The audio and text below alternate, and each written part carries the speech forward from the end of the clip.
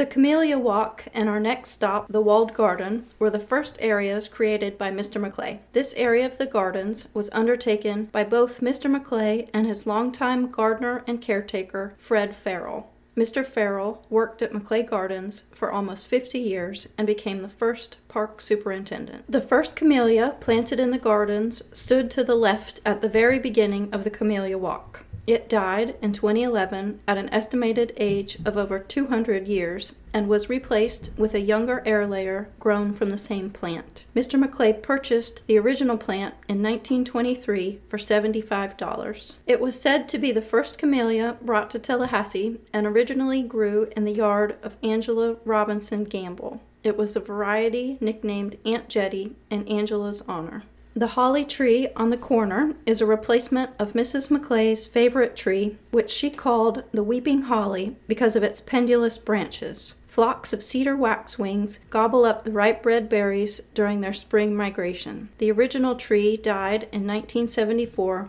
the year after Mrs. Maclay died. The Camellia Walk slopes gently down toward the walled garden, showing off the main attraction, the camellias.